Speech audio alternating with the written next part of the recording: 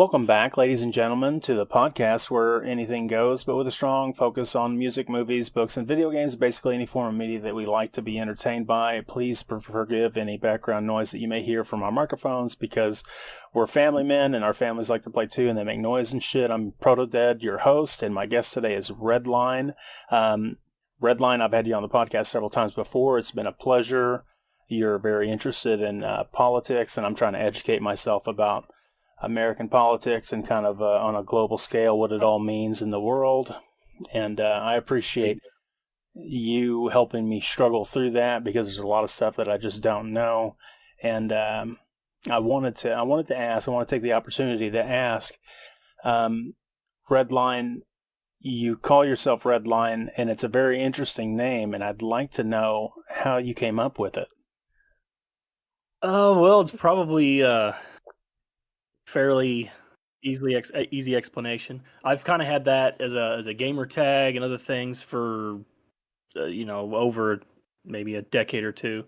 Really, it goes back to when I was a teenager. I'm a big car guy, and I grew up working on engines and muscle cars and stuff. In fact, I'm actually rebuilding the engine on my wife's truck currently. Just dropped it in over the last couple days. Dropped it back in the truck. I got to finish bolting up little air conditioner compressors and power steering pumps, all that crap. But so whenever you're 18 and you're coming up with a gamer tag, Redline just seemed more, plus it was, the first letter matched the first letter of my name, which will be, remain nameless. Yeah. No, but it starts with an R. Yeah. So I just for whatever reason, I was like, yeah, that's one. It just kind of stuck around. So when I made my, what do we call it? The Steam account. Yeah. That's one that just kind of stuck on the Steam account. And now over here, I'm doing it on Discord. And it's my actual name on Discord. If I don't remember what I had on there, but I think in Discord, you just called yourself Clever Name Goes Here. Yeah. Yep. Yep. Yeah. But yeah, so that's pretty straightforward, Nothing too exciting about that. Yeah, man. I don't know why I didn't make the association with Redline, like redlining an engine, like taking the revolutions per minute tachometer or whatever it is, all the way to the running it in the red. Yeah. Okay. Yeah. There is a thing in politics called redlining, which a lot of people, considering what I talk about, might think it goes to that or something, but that's not. Yeah, no, not at all. What is redlining? I don't remember all the little details, but it's a political term. But yeah. Okay. Cool. Yeah, I can dig that, man. So you said you were working on your wife's engine. Is it an American truck or? It's actually a Toyota. Oh, Toyota's an American company, I thought. No, they're Japanese. But they have a lot of factories in the United States of America. I'm not sure. They sell a lot here, that's for sure. They definitely sell a ton of things here. I might be thinking of another company, a car company. Yeah, I don't know. But yeah, cool. So you tore the engine all the way apart? Yeah, it got to 200,000 miles. It was still running fine, but we were kind of looking at it. Usually timing chains, I like them better than timing belts. Timing belts usually go out after 60 to 100,000 miles. But the newer timing chains tend to stretch. They're weaker than the old ones. They stretch a lot more, so you end up having issues after time. So at 200,000 miles, I was like, well, we might as well change the timing chain just to make sure this thing will last another 100, 200,000 miles, whatever we want to get out of it. We got the truck paid off now, and it's only 10 years old. And it's like, okay, let's make this thing last. So in the middle of doing that, go ahead. Oh, you guys have taken on some long hauls then. I mean, 200,000 miles in 10 years. Yeah, well, it when we bought it, it was 3 years old, and it had 80,000 miles on it. I guess it was like a commercial truck, like a contractor's vehicle or something, huh? Could be. Someone drove the crap out of it. Driving it from job site to job site, probably doing construction or something. I don't know. Yeah. But they it was in pretty good condition, and we got it for a solid price. So we were like, all right, we bought it, you know. And we've driven it to Colorado a couple times. We've driven it to Arkansas a couple times. Hell yeah. Doing a camping trip, vacation, stuff like that. We've driven it just, I don't know, just it was our primary vehicle for a while till I bought my, I own a Dodge Challenger now. And it was our primary vehicle for probably 7 years. So anytime anything happened, we were taking, you know, the Tacoma.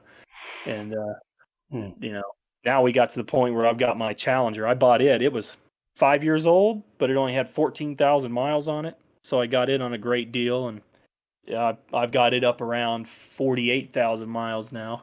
So in the last 3 years, not a lot of miles, but pretty steady. Yeah. But we just drove it. We drove it out to Virginia a couple months ago. So, damn. Yeah, it was a nice little drive there, doing about 85 mile an hour down the interstate. Yeah. all the way there. But yeah. Shit. Yeah. That's I was like, well, let's go ahead and set the truck down, rebuild it, and make sure we don't have to buy a second vehicle for the next couple years with all the prices on everything going up. So. Yeah, and somebody having a vehicle available apparently is it's pretty hard to get a vehicle right now. Mm-hmm. A lot of chip shortages on new vehicles, and then your used car market is getting expensive since there's less new cars to go around. Right. People are willing to pay more for used cars, so all the used cars sell up faster and they're more expensive. So you end up kind of getting, you know, there was even a point where rental car places were running out of rental cars. I haven't heard anything recently, but like, let's say, you know, 9 months ago or whatever, you'd run out of rental cars and couldn't rent anything out, and there's no new car to buy or they're way too expensive. So they're going, oh crap, you know? Mm-hmm. Yeah.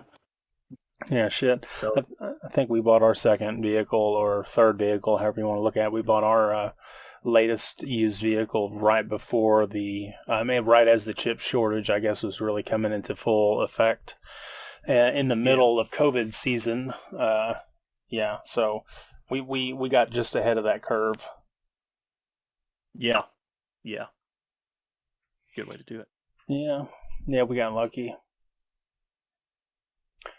So Redline, your name, I go by Protodead these days. It's probably not the cleverest of names in the world, but I struggle with it because you got to come up with something that's unique, right? And I brainstormed on it for quite a long time.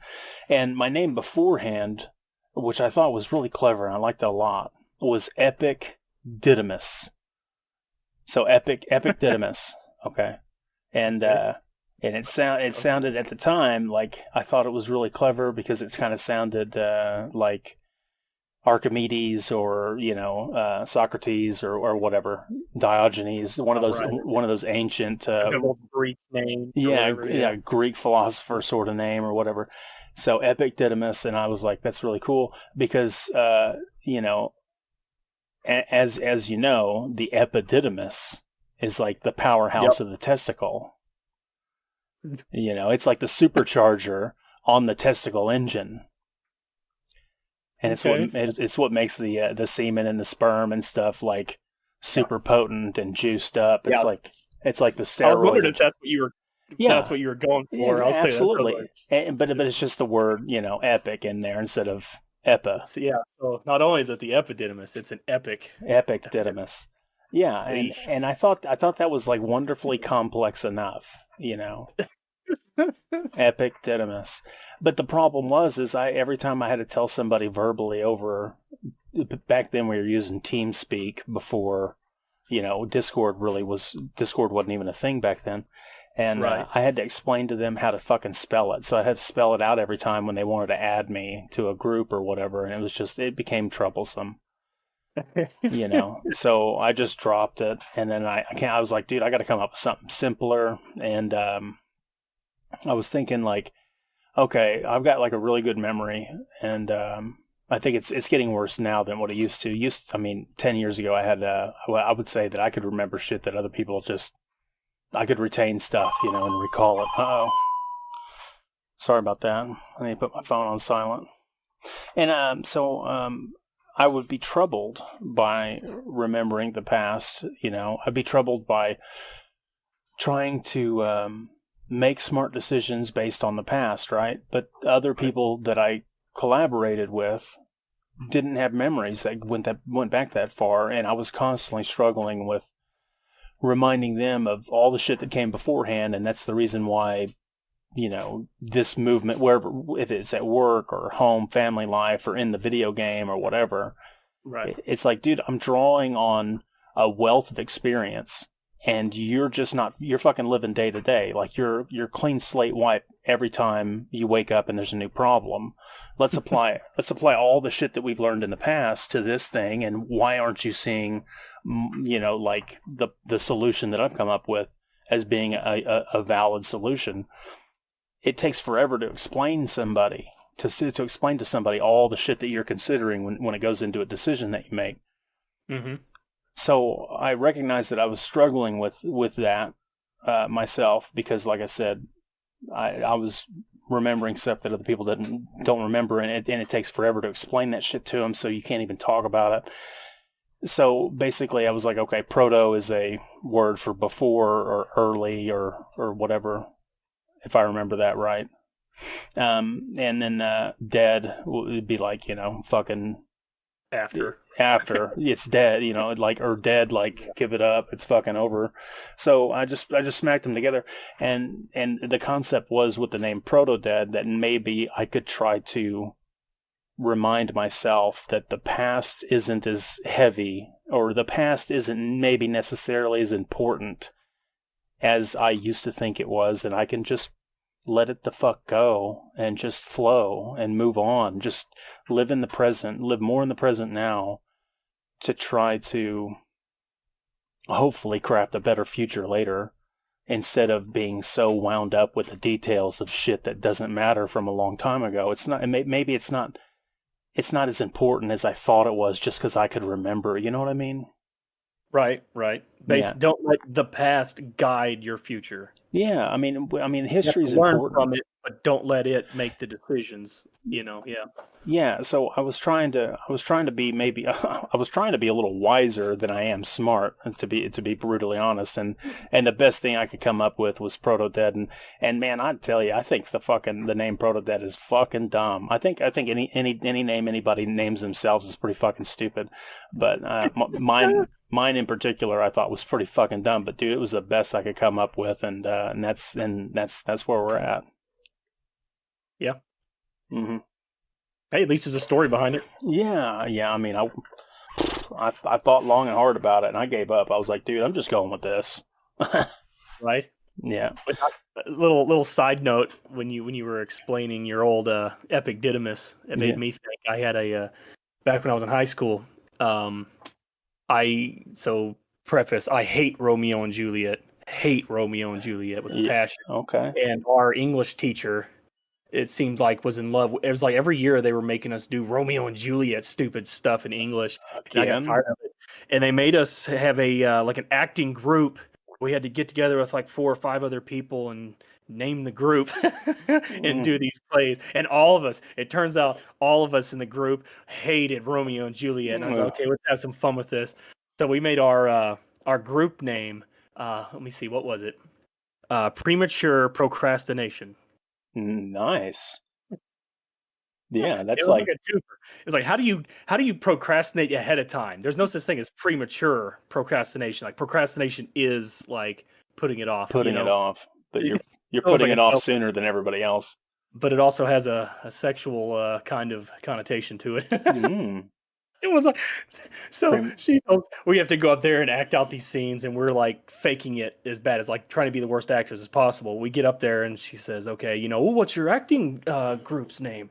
And we announce that in front of the class, and she's like, oh. Sorry, it made me laugh. It reminds me of that Epic Didymus. Like, imagine getting up in front of an English class of 35, 40 people, and telling them that your group name is Epic Didymus. Didymus. They're like, oh my god, Yeah, it's fun though. It's all fun.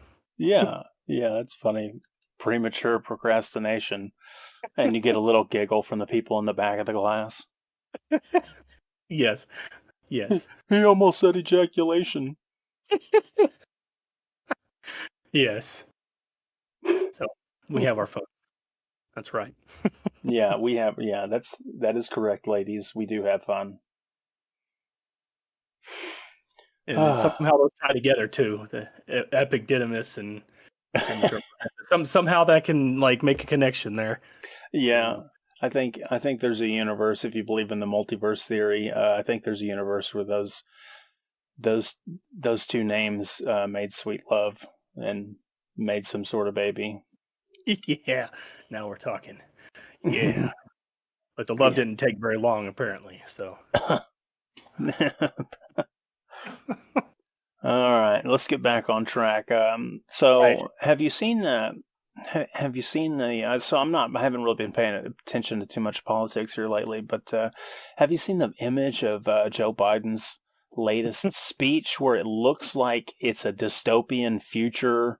Shit. Where it's like past, circa 1930s Germany. Yeah. There's a lot of people that's equating some of that imagery to some Nazism and stuff. And dude, it's like, yeah, it's easy to see that. It's easy to make those connections. But the picture in particular was like something that you'd see out of V for Vendetta, where it was like the chancellor's like fucking explaining why they need to put their boots on the necks of all the citizens, and anybody who opposes us, or the dirty, filthy, nasty Jews, and which are the Republicans, by the way. The Republicans, and the red lights in the background, and the fucking armed guards in front of big tapestries and shit. It's just fucking god damn. Yeah, it's like did you watch the speech at all? Did you listen to some of it? No, I didn't. Like half of it. I was too busy getting laid and getting drunk. Fuck yeah! All right. Yeah, but what the fuck was he talking about? Something my wife showed me that he was saying some shit, like some pretty crazy shit. Well, and it starts out when he's walking up. Jill Biden walks him up there, right? Because he'll get lost if she doesn't. As they're coming up the steps up to the podium, all the lights on him go black, right? So the lights, it's like he's walking up into a shadow. So if you pause it, it's like he's in this shadowy, dark figure surrounded by all this red and black. And then he gets up and they have the lights like super bright, like too bright, like on him specifically. So he's got this bright, shining light on his face and all this darkness behind him. And then he goes on to the next 20 whatever minutes of gaslighting at an epic level. And, yeah, he basically he'll say all these divisive things, and then at the end of it say, peace and unity, kind of that kind of thing, like duality of man. Yeah, so what you have is, and this is the whole really Democratic Party right now, and this is why everyone's pissed off with him and leaving the party. You have them saying a lot of things. Some of the things he says sound normal, but his actions are the opposite, And that's, if anyone doesn't know what gaslighting is, gaslighting, it sounds like, the way it sounds it would be like throwing fuel on a fire. Like something's bad and you're just making it worse. But that's not really the definition of gaslighting. It tends to be the... how do I describe this? Gaslighting is like going for something else. Yeah, go ahead and give your definition and all. So gaslighting is like when you're having a debate with somebody, and the person makes an argument, they make a point. I would be gaslighting them, the opposition, if I were to say, that's not really a concern. The thing that you are getting all worked up about isn't really a problem, or your point that you've made is not nearly as important as the point I'm trying to make, because it's kind of like straw man, but it's really like you're not seeing reality. You don't. The argument that you're making is fairly weak because you don't know what you're talking about. I believe that's what gaslighting is. Right. I think that's pretty close. I would say there's one thing to add into that. Hit me. It has to do with things that they're doing and blaming you for as well. Oh. So one of the things that, if you know anything about narcissists, and quick sidetrack, if anyone's ever studied anything about narcissists and narcissism, go watch some videos on narcissistic people, and then watch these speeches from the Democrats. They are like textbook narcissistic gaslighting speeches. But from my understanding there, from gaslighting, it's like, imagine a cheating spouse, someone who's they're running around cheating on their wife or whatever, and then they come home and they tell their wife, like, have you been cheating on me? What's wrong with you? Can I even trust you anymore? You know what I'm saying? So it's like there's that connotation you're also of like throwing your evils at them and blaming them for them. There's a little bit of that mixed in. So basically that's what they do. So they'll get up and devalue. Like, if you look at the United States right now, and a lot of people, it's been almost a year. I think it was October that we did our first podcast, right? It's been 11 months or so, pretty close to 11 months. And, I talk about all this crazy shit, but okay, let's look at what's happened in the last year. They're devaluing your dollar faster than it has in over a half century. They're destroying the economy. You look at look at the media and the propaganda they're pushing. It just seems like if you take every single little category of life, in our country, even out across the world, because it's not just our country and everyone else is doing their own thing. There's connections to every other country, the people that are causing this shit. But they're doing everything they can to destroy the country as fast as they can right in front of your eyes. And then they step up onto a podium and say, oh, well, these other people are attacking democracy. And it's like, oh, okay. Yeah, so you're the one attacking the democracy. Yeah, it's like they beat their wives and then they step up and say, what kind of an evil person would beat their wife? What's wrong with you? It's ridiculous. But yeah, and why do that in front of an image of this red backlight? And what's funny is that's not an accident. Like, they sit around planning this stuff. Like, someone has to say, we need to light this set. What do we want the lighting to say? What imagery and feelings do we want the audience to feel? Yeah, there's design majors that get paid to think of shit like that. And here they are putting him in shadows and all this bright red, this dark red light and stuff. Yeah, to be plain and fair, I think my wife, I didn't watch it, I need to watch it, but my wife was saying that it was actually like the colors were alternating, like it was pulsing with different rainbow colored light. It just so one of the shared images just so by design they stopped on the red color. Is that correct? Was there other colors in the lights? Well, the part I was watching, there might have been other lights. I saw some phones in the audience of not very many people, where you could see maybe some blue on the outside and all that. It was kind of hard to tell, but it seemed like from where he was talking, it was pretty much red behind him. It looked like almost the entire time. Oh, well, that's different. And maybe like outside of that there was blue, and outside of that there might have been a different color, But she made it sound like it was like if you had one bulb in your room and you set it to random fucking color pulse, like your computer, right, with RGB, and it would just cycle through the fucking all the hues that it's gotten. It's in its library, its catalog or whatever. She made it sound like that's what the lights were doing, and it just so the people by design to make it look even worse stop on the red color and do a freeze frame on the red color. But you're saying that's not correct. Well, and there could have been some of that. Again, I only watched parts of it because I just listen to it and I hear all the gaslighting and I go, "You're a piece of shit." But I watched 10 minutes of it or more, and it seemed like, from what I remember, the entire time it was red. Where the camera was zoomed in, the actual framing of Biden, it seemed like it was red the whole time, from what I remember. Bad color choices, man. Those are bad. Those are bad color choices. Red's a powerful color, and there's a lot of people that don't pay attention to much of that shit. But there's a reason why you don't paint your baby room bright fucking red. There's a reason why people serial killer. There's a reason why people paint their baby room like a cool blue or a very pale green or some shit like that. Right. Yeah, so you don't fucking put your leader, unless you're going to war, and you're trying to show the people that you're a warrior and that your nation should be fucking geared towards stomping the fuck out of the enemy that's just so happens to be your neighbors globally, you know. Yeah. You don't use that color unless you're doing something like that. Like there should be no reason why American presidential representatives or whatever should be fucking bathed in red light. And I know, like I said, some people are going to be like, it's not that big of a deal. It kind of is, dude. There's people that are paid to design the podiums, the stages, the plants in the background. There's people that fucking pined over those decisions, and they chose to go with red. Come on.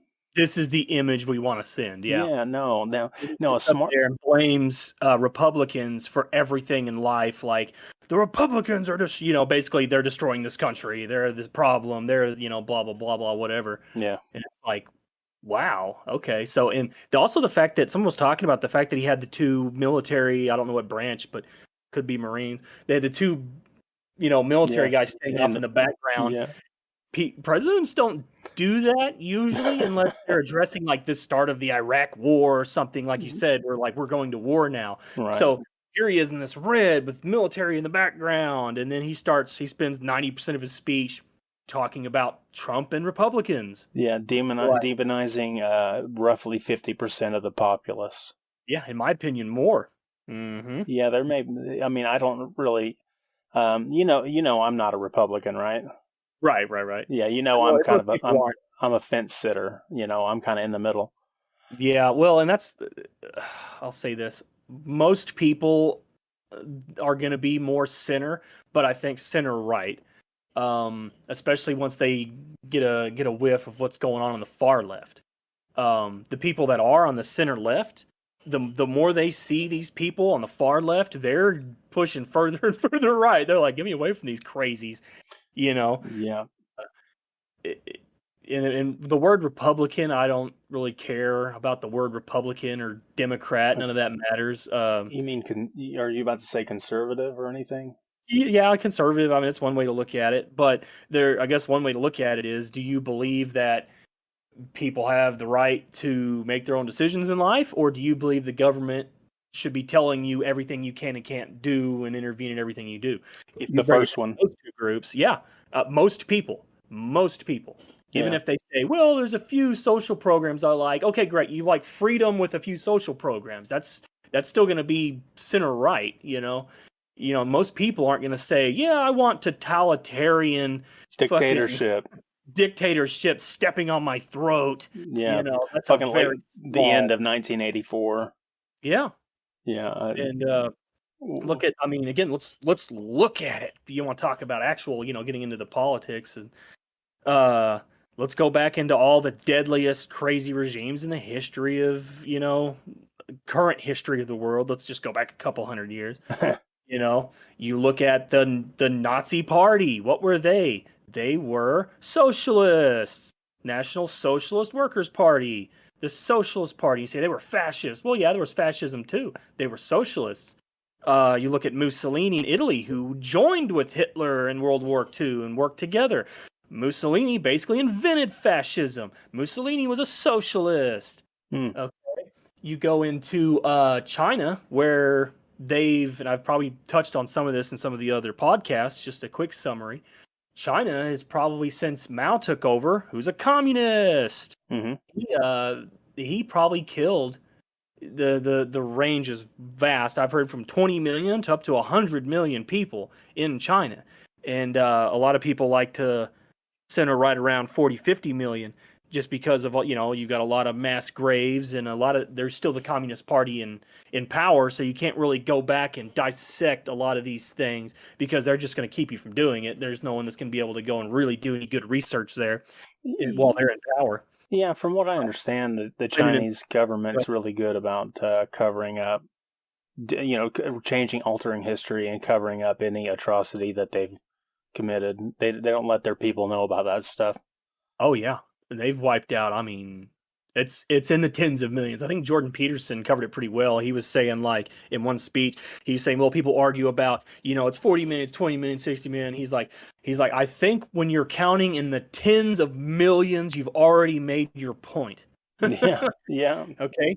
You go over to Russia with Lenin and Stalin. Again, probably 20, 30 million more people murdered by the government. And some of that might add up to starvation. The shit they're doing will cause people to starve. So some of it's outright murder, some of it's starvation and all that. But it's like every time communism and socialism takes hold, people get murdered by the government, they starve to death, and they flee the country as fast as they can. They're willing to, I remember in Japan, you're looking at North Korea, communism. You know, people were fleeing onto boats, these little boats that were not made for like ocean travel. They're more for like lakes, you know, and they were getting on these boats to flee, and they were running out of food and water and dying. And these boats with like a couple of dead people were washing up on the shores of Japan from these people trying to escape from North Korea. And look at our southern border in the United States. What's happening? Why are we being overrun by people from Middle America and South America? Because you have all these socialist, communist dictatorships trying to take hold in South America, and people are fleeing. Venezuela was one of the more wealthy countries in the world like 15, 20 years ago. And now they're eating out of trash cans and all kinds of crazy shit. And these people are fleeing the country and coming up to America. And it's like, that's socialism. That's communism. That's all it ever will be. I like to describe it as a mousetrap. So, mousetrap, you know, put the bar back and put a piece of cheese on it, right? No mouse is going to stick his head in there and let it smash if there's no cheese, right? Going in like, oh, this looks like some tasty cheese. Smack. So what they do is they offer you, oh, we're going to pay off your student loans. Vote for us. You know, we're going to make everything fair. Vote for us. We're going to give you more rights, and we're going to give you money, and, you know, we're going to blah, blah, blah, blah, blah. And they promise all these things. They might even do some of them to some extent just to keep feeding you in, get you reeled in. Sure. And then once they have enough control, bam, mousetrap. Tens of millions of people dead or starving. So, yeah, that's communism. And they try to preach it everywhere right now. The propaganda is every fucking, you know, college you go to, now even into, you know, normal schools, high schools, middle school, they're preaching how good communism is and how fair it is and it's great. It's like they are pushing it hard to get the younger generation to buy into it and say, okay, yeah, we'll vote for socialism and communism because it's fair. And then fast forward 10 years, there'll be 50 million plus people dead and 5 million more starving, you know. Yeah. So I think I've come up against, or I've been exposed a little bit by Steven Crowder's Change My Mind on the Campus or whatever. Oh, right. And a lot of the students, they talk about being socialist, or they want to spread socialism or communism, and how every time Crowder tries to ask them, when has it worked? When has that system really worked? And then they say, well, it hasn't worked in those other countries that we know of because they didn't do it right, but we could do it right here. Yeah. And I don't know what that looks like. I don't know what that model is supposed to be, but it's kind of scary. Right. But if there's one country who you can trust all of the politicians to make all the right decisions, that'd be America right now, correct? So they're basically saying over the last 150 years, no one else can figure out the right formula to make this work and be this utopia. But our politicians, who I think have something like a 9% approval rate right now across the country, these fucking retards, they're the ones that are going to figure out the formula. Yeah. They're going to make it work this time. It's like, you've got to be kidding me. You've got to be kidding me. This is like, and what people don't understand is it was never meant to be an actual political system. It was designed by tyrants to take more power. And then they lie to the people, and they pay people to go in and fake stuff to make them look like, oh yeah, they pay like influencers, we'll call them, to go and spread all this positive stuff about communism, so that they can get more people to vote for them. They're going to steal vote as well, but they also want as many actual votes as possible, so they have to steal less. And it's nothing but a mousetrap. It was never designed to work. It was designed by tyrants. And you look at it, every time one gets in charge, tens of millions of people die. That's not an accident. I would say this is what's funny. I would say of all these things I've heard of, there's only one country that tried to do socialism the way that all these students claim they want it to run. Okay? That I know of. And that would have been Libya with Gaddafi. Okay? So Gaddafi was doing all that where he was spending all this government money, just flushing money out to people. You know, oh, we'll pay for your this, and we'll give you college, and we'll do this, and we'll do that, and we'll do this. And he was spending all this money and building that socialist utopia. Now, the problem with that is at some point you run out of money. And they were based heavily on oil. And if you look at like the oil crash, so he died before this oil crash happened. But if the oil crash would have happened in 2015, and all the prices, and then again when the barrel went negative a couple years ago, if all of that would have happened when he was in office flushing people with money, now you have everyone with their hand out saying, okay, where's my money for this month? And it wouldn't be there because your entire economy is based on oil now and it collapses. So you set yourself up for failure, and they have that equation. Socialism plus time equals failure. Even if you're trying to do it right, you could run it for 20 or 30 years. It could look awesome. And then you have that one snag. One thing goes wrong and the whole thing unravels. And now no one knows how to do anything else because they're just sitting around getting money from the government. They don't know how to produce and go out and do anything else. So that's the one, they call it the incentive problem too. It's an actual economic term. You're incentivizing people to do less and less and less and just take money and handouts. And at some point you go, why would I try harder? Why would I want to go out and work hard and blood, sweat, and tears and try to accomplish something when the government can just hand me the money? So you develop a culture of dependency, and then if the government becomes corrupt and decides to cut you off, you will bend over backwards to do anything they tell you in order to stay in their good graces. Or if they hit an economic snag and they can afford to, give everyone money, well, everyone starves to death. So that's always going to make socialism fail.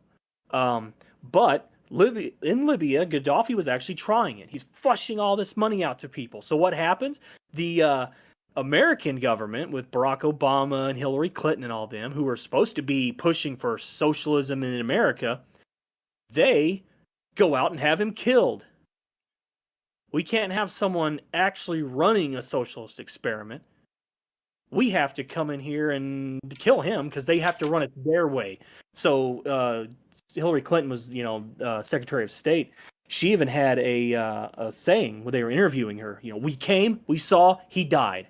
So they made up lies about him being tyrannical towards his people, which he wasn't doing. And then they went in there and had him killed on camera with some rebels that they were paying. So the people that are pushing socialism in America had the one guy that was running the socialism you actually wanted to see happen over in Libya. They had him killed. So what's that tell you about how they're going to run socialism in America? It's like, yeah, there's no plans for utopia. It's all Hitler, Stalin-esque, authoritarian dictatorship. So what are your thoughts on that? It's all scary. It's all confusing. I don't know. I mean, I'm trying to keep up with you. There's a lot of, like, individually, I know what the words mean, but you put them all together and the ideas are big and complex, and there's nuance to some of that stuff. I'm not real. Up until recently, I've never been real interested in politics on a national scale or politics on a global scale. So, interesting time to get involved. Yeah, it's probably the wrong time to start paying attention. I probably should have decided to start paying attention about 15 years ago. I probably would be able to keep up with you on a lot of this stuff. So I've heard the name Gaddafi, and I understand that officially the American government apparently killed him, but I always just assumed it was like some post-Desert Storm fucking, because Libya sounds like it's fucking Middle East, what do I know, I always thought he was some sort of terrorist or something. That's not true. That's what they're making him sound like. But no, Okay. there's actually a guy that does a very good documentary covering some of that stuff. But yeah, apparently, the people of Libya, they loved Gaddafi.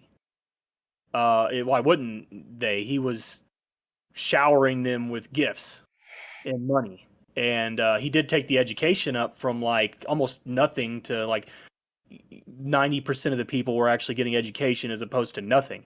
So you look at it and you say, okay, he was actually trying to do good by his people.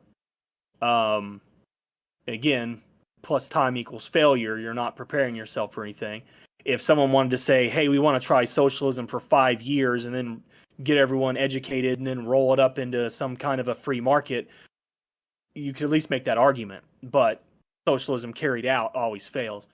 But yeah, they started lying about him. They were saying that he was like gassing his own people and all this stuff, and that was not happening. Our State Department, our government lied about Gaddafi and what he was doing. And then they had to go in there and save. I think Barack Obama gave him an ultimatum or something. It's been, years now.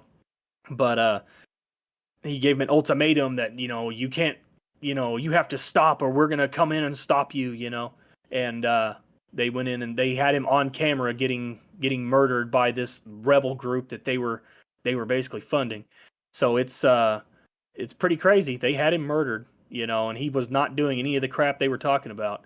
It's like, yeah, well, let's go look at Bernie Sanders. Okay, I'm not a Bernie Sanders fan. He's a socialist.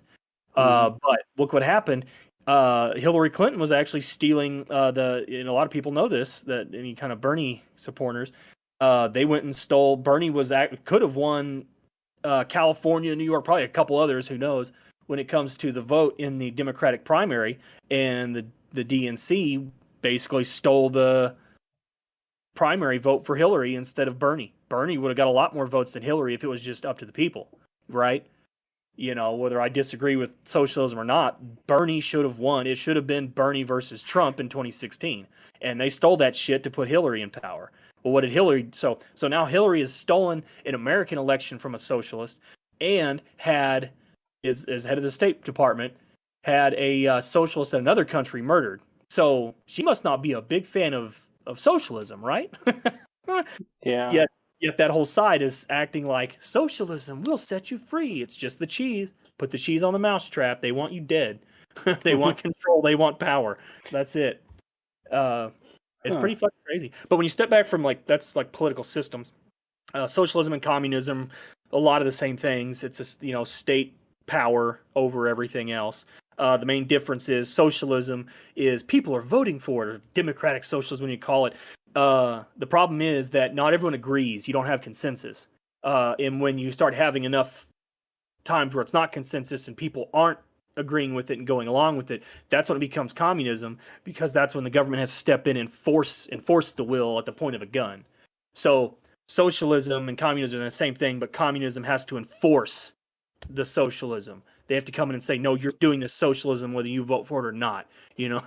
So that's the main difference. There's going to be other little differences, but when you look at the economy differences, it's capitalism's taken on a dirty word. It's become a 4-letter word because communists have been destroying it.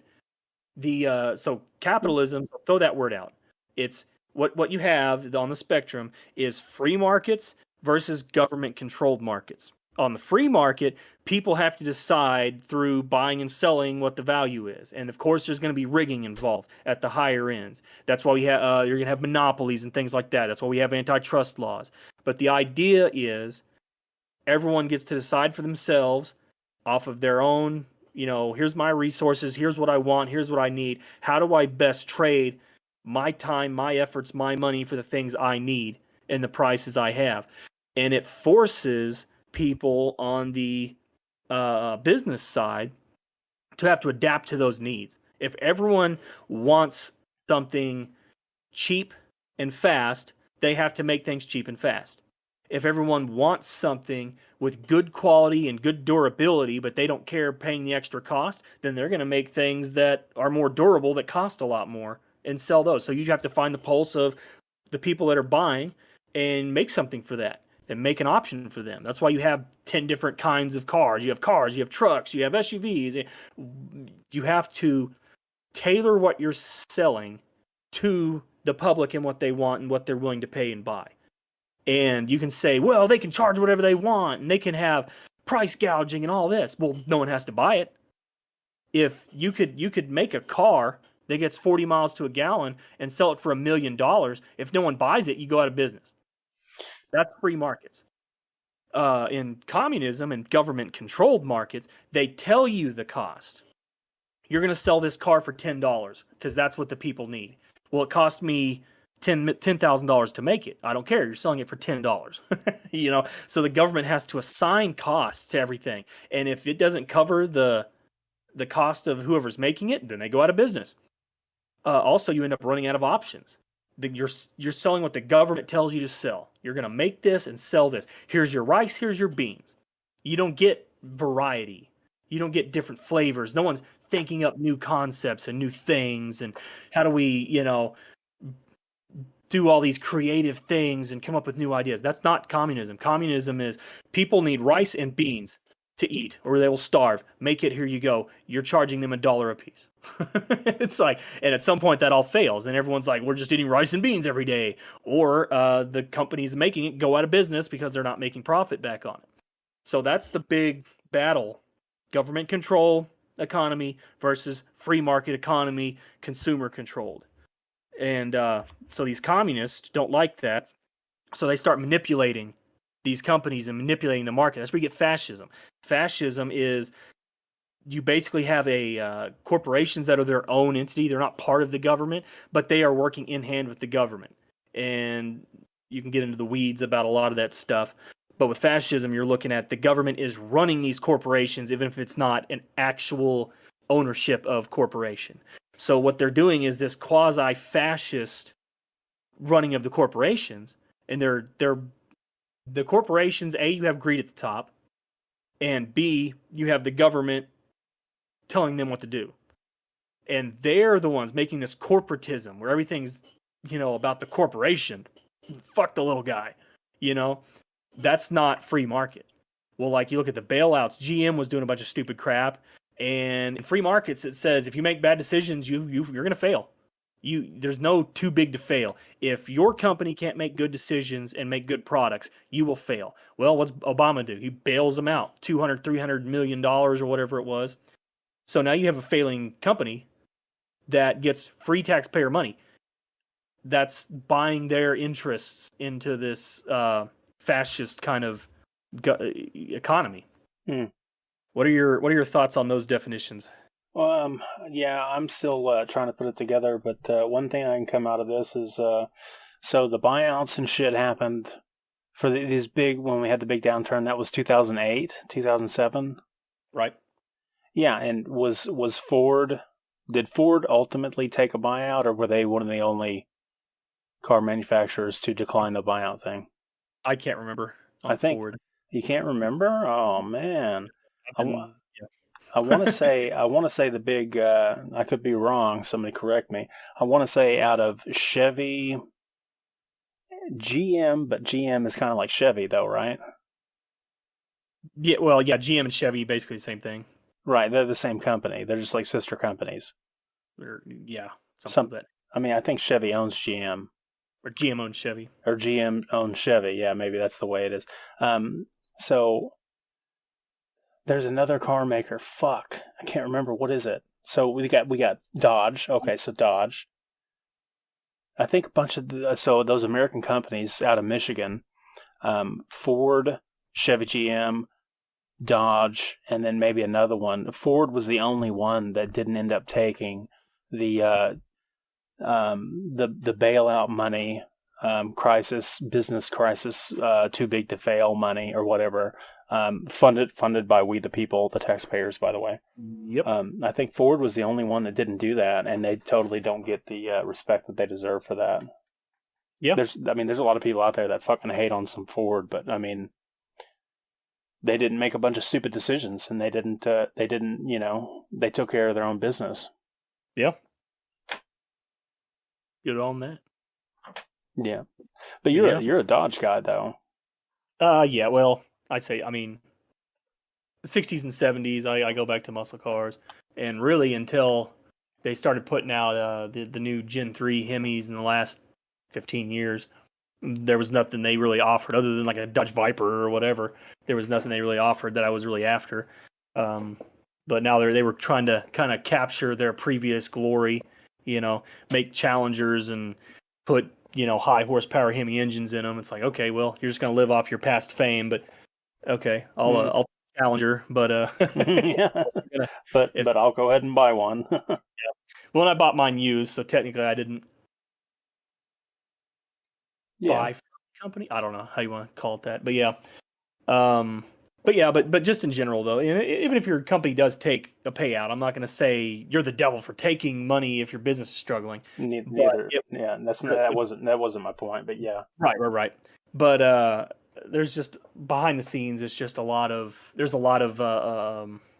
collusion and other things. They will try to ruin things just so that they can do payouts on them. They're trying to bleed the American public dry. It's basically what the idea is. That's why we're sending all this money to Ukraine. That's why we send all this aid money all over the world. It's like, okay, yeah, countries need aid, but you have people starving on our streets. You have homeless everywhere. Especially in some of the bigger cities. It's like we've got 1,001 problems that we need money for, and they're flushing it out of the country as fast as they can, with all this stupid shit. And it's like, why is I that? can't help anybody, but it's like they just the whole plan again. It's communist takeover. This is the attempted communist takeover of the United States. It's all about wasting our money, crippling our economy, destroying the value of our dollar, and impoverishing our people, sending jobs out of the country, making people homeless. It really it's just a slow. They put the frog in the pot. The old saying. Decades ago, and they've been just slowly turning up the heat for the last few decades. And we're getting to that boiling point right now. You're watching the water start to boil, and half the frogs have jumped out, and they're trying to yell at the other frogs, like, "Get out!" But if people understand that is where this is not how you normally politic, right? This is not just Democrat versus Republican. How do we spend our tax money? Blah blah blah. This is a weaponized attack. And I'll say this twice to make sure people understand what I'm saying. Mm-hmm. We are living through the largest, how do I want to word this? The largest information and psychological warfare campaign in the history of the world. Oh, right yeah? now. And I'll say that again. We currently are standing on the moments of the largest information warfare and psychological warfare campaign ever known to humankind. That is what you are living through right now. And it's been going on for a few decades, right? But it's been ramped up to extreme levels over the last few years. And I don't know if we ever talked about Yuri Bezmenov. We might have talked about him in one of our previous shortly. Yeah, maybe you touched on it, but you'll have to just go on. Do a quick touch on him. He talks about this. He was an ex-KGB agent from Russia that defected to, I guess he went to Canada, and then he eventually came to the United States. Yeah. So he defected to the U.S. in like the 70s. And in the 80s, he was doing speeches. There's still some on YouTube. Amazingly, it hasn't been canceled yet. But Yuri Bezmenov, that's Y-U-R-E, and Bezmenov. You should be able to find it. People are actually doing reaction videos to it. I've been loving that. There's actually people doing reaction videos to it, and it's starting to spread. And they actually put it in the intro to like one of the Modern Warfare games, as Modern Warfare Cold War. They put Yuri Bezmenov on the intro or the trailer to it, and I was like, oh shit, like they're getting real on that one. It was like a year or two ago, but he goes and talks about the communist agenda to the West, and it's psychological warfare or active measures, information warfare. He goes in and talks about how the whole idea, they have 4 stages of demoralization, destabilization, crisis, and normalization. and normalization is the new way they want things done, right? And he Mhm. goes into, on one of them, he just kind of summarizes real quick during an interview, and another one, he's up by a chalkboard. He goes into detail on the demoralization and the destabilization, and it's like, wow, that is exactly what's fucking happening. And he even talks about, like, in demoralization, they have to uh, propagandize at least two generations, one or two generations of the youth of a country of their targeting, and they have to propagandize them in the ways of their own thinking and against the ways of that country, which would be like America right now, against American patriotism and thinking like socialism and communism. And he said that's overfulfilled. He said that that has been overfulfilled on demoralization. And then when you get into and one of the things they do with demoralization, it's, oh, you're a colonizer, you're a racist, you're this, and and capitalism is destroying the world, even though capitalism has brought more people out of poverty than any other political or any economic system in the history of the world. Okay, Yeah, it gives it's the more one people an yeah, opportunity. it's the one that's caused all the inequity, and again, they're trying to destroy it. But he talks about all that. And you get into destabilization. Once your country is demoralized properly, then you go in and destabilize it. And he lists, foreign relations, law, healthcare, like all these different categories. And one of the big ones that jumped out to me, he's doing this interview in 1984, which is funny enough as it is, 1984. But he's doing this little writing on the chalkboard. They have to make you lose faith in all forms of law enforcement.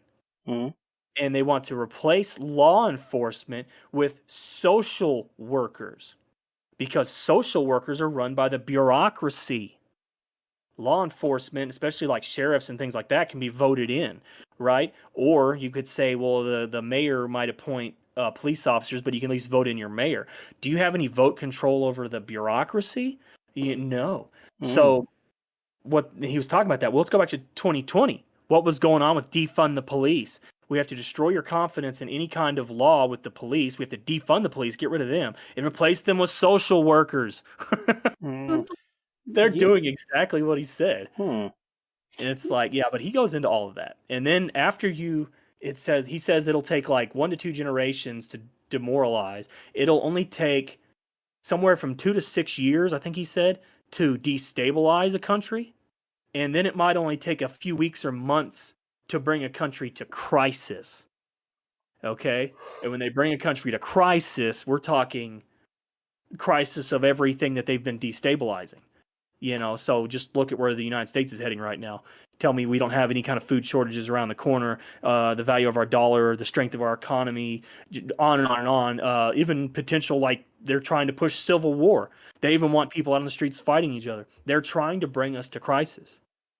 And what happens in crisis is then they get to step in and impose their new order or their new world order, right? And normalize this is the new normal. This is, it's the same thing that happened in Russia when you had the Bolshevik Revolution in 1919.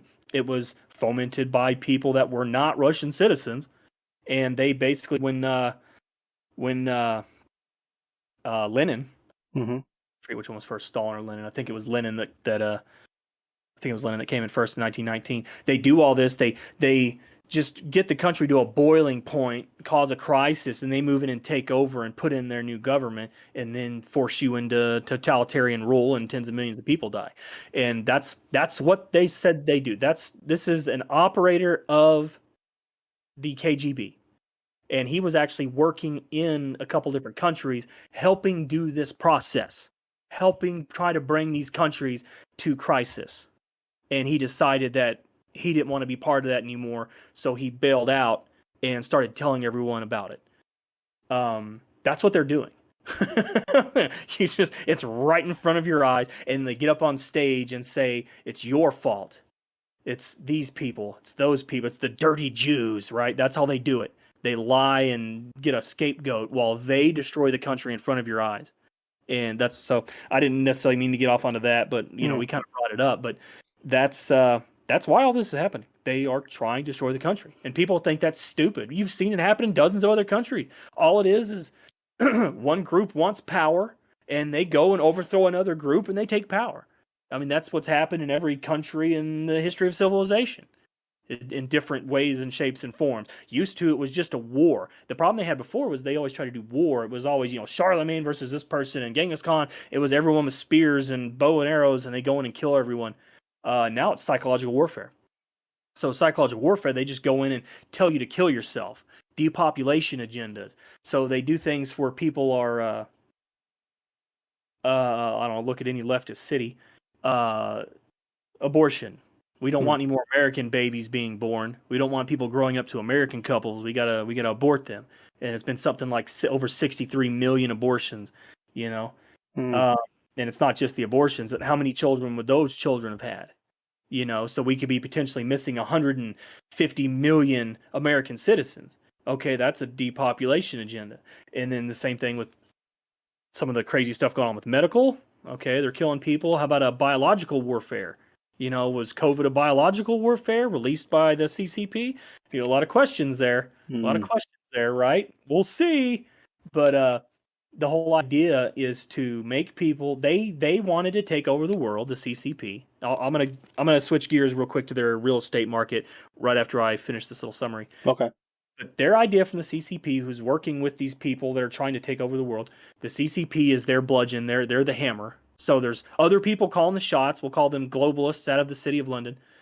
They're working with the CCP as their arm of destruction. They're the ones that are pushing the agenda forward, right? So think of like any bad movie where you have a smart villain and they have their number one that goes around and actually causes the havoc, right? I don't know if you have a representation of that off the top of your mind, but I'm thinking Randall Flagg from Stephen King's Dark Tower series. Oh, I didn't watch that one. But read that one. Okay, let's go Star Wars. Emperor Palpatine and Lord Vader. There you go. That's an easy one. Palpatine is these banking cartels out of the city of London. Okay?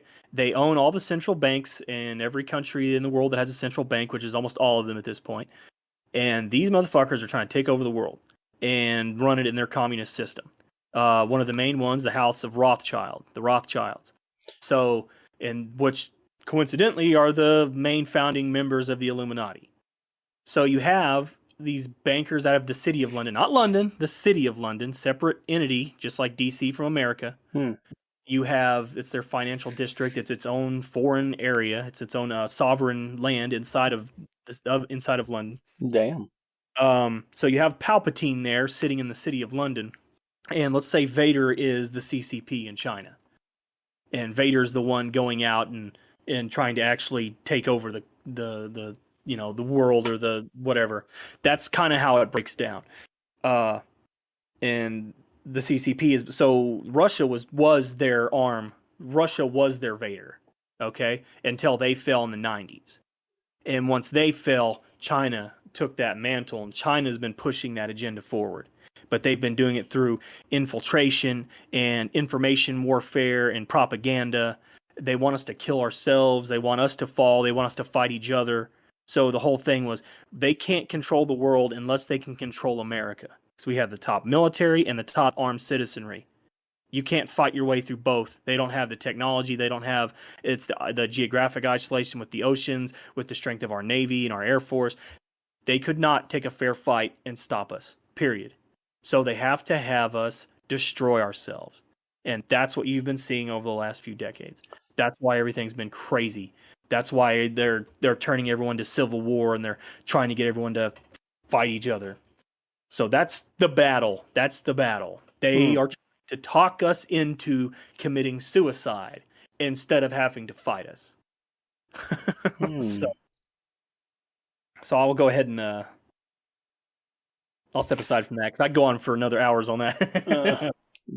I just real quick, it's the common people like me that don't think about it too hard and we're too wrapped up in our meager lives, trying to eke out a living, working for a big corporation or whatever, got friends and family and trying to take care of our own little problems or whatever. A lot of us don't come up against the bigger global ideas and global problems. But one thing that I'm continually reminding myself and trying to plant the seed in some other people is that these nations and the people that are behind movements and decisions that governments make, they don't, I said this in a previous podcast, but they don't think in terms like you or I think normally. Maybe not you specific, but another person in America is we think in terms of days to weeks. What we're doing days to weeks from now, they think in terms of decades. Yeah. What are the longer? Yeah, if not longer. What is the end goal? What is the big plan? How do we execute like a military maneuver? You got to plan it like D-Day or whatever. We got several different beaches and we're going to fucking code name them Juno, Sword, and fucking Gold, whatever they were. And like, we're going to have Operation Overlord. No, what was the operation that they had where it was like they set up a bunch of fake tanks on the other coast? Yeah, I forget the name of the operation, but yeah, but it was a cloak and dagger operation trying to make it give the enemy false information, which was Germany, information about what front they were going to be attacking, and I don't remember if the Germans fell for it and reinforced the wrong fucking coast or whatever it was that they did, but that basically weakened another front for the Canadians, Americans, and British and French to but yeah, for them to attack. So basically, what I'm saying is like these other governments, you got to keep in mind that that we see the world like a baby sees the world through this moment only, right? Right. Very very small attention. Yeah, this instant. And as you get older, maybe you start thinking in terms of days to weeks. And then maybe as you get a full, mature adult with grandkids, and you're thinking now about your grandkids' future 5 years from now or whatever. But these governments, they're thinking in terms of 2 or 3 or 4 or 5 decades at a time. And what are we setting up now to make changes for a profitable future later when we decide to wipe whoever we decide is the enemy off the map? If it's Russia, I'm not saying it's Russia, or if it's like, say, Turkmenistan or whatever fucking, Middle Eastern nation is, you know what I mean? Like, China wants to get rid of the U.S. or whatever. You have to remind yourself that they are thinking in terms, and they're thinking in several steps to the puzzle, like, and you got to entertain that they can do that, because there's some people that say, "Hey, that's all a conspiracy theory. That China is not trying to plant TikTok into the minds of the young people to weaken." I don't know, man. Grooming. They're grooming. Yeah. Yeah, they're trying to weaken the attention span. They're trying to make you soft and dumb by giving you easy entertainment. The entertainment that you then get exposed to, maybe some of it's anti-American, losing faith in the place where you live, losing faith in the leaders that you're supposed to have. You get a little bit of that. Exposure to maybe America does suck, and then maybe I hate it, and then before too long you're dyeing your hair a different color and you're marching the street and you're willing to do some violence on a person that's your neighbor. You know what I mean? Like, that's all I wanted to say about that. I mean, you can go ahead and dead on. It's a process of grooming, and the CCP especially. I think China's been trying to think in terms of 100 years, but also these globalists in the city of London, they actually have a thing called Agenda 21. Okay, and that's their agenda for the 21st century. And they have a goal, kind of a goalpost that they have called Agenda 2030. And it's their goalpost for where things need to be at by the year 2030 in order for Agenda 21 to be fulfilled. And you can go and look that stuff up, but it's World Economic Forum ties into this. You're probably hearing a lot. If you're paying attention to any of this stuff, you're going to be hearing a lot about the World Economic Forum. Have you heard of them? No, I don't think so. If I have, it's like, In passing, there's no reason to remember it. yeah, yes, exactly. Well, their World Economic Forum is their economic branch of manipulation. So you have Klaus Schwab, who, from what I understand, is somehow related to or in the Rothschild family. He brings in all these global economic leaders from government and all this stuff, and it's just their little indoctrination camp. They have their World Economic Forum, young global leaders, and when you go back and look at a list of these people, it's your Justin Trudeau's of Canada, what's her name in Australia, and all. You start getting through all these people that are like, oh, okay, all the people of the last couple years that were pushing their countries into tyranny and doing lockdowns and like crazy lockdowns. I don't think people in America understand what was happening in Canada and Australia when it came to lockdowns during COVID. Fucking ridiculous. They were putting people into like internment camps and shit. Mm.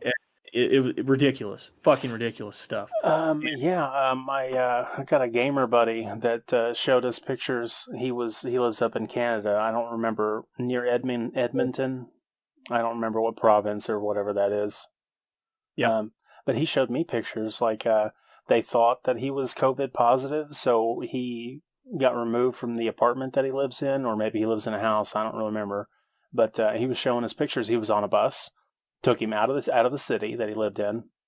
Again, I think it was Edmonton, whatever, Canada. Sounds, Alberta. Alberta, yeah.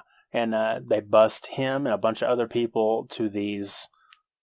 It looked like a FEMA camp or whatever, like you might see in zombie apocalypse movies where it's surrounded in chain link barbed wire, and they were like giant white tents that were erected like longhouses, like the Native American whatever or Viking longhouses. Okay. But they were like fuck, like canvas maybe or some shit. Big, huge, white, long, like hastily erected, probably barely keeps the water off, sort of. And then they were supposed to just live in there, and like I guess they were cots or something, or maybe they were like bunk beds, like I don't know what the fuck. But he only stayed there for like a few hours, and they bussed him back out because he wasn't COVID positive.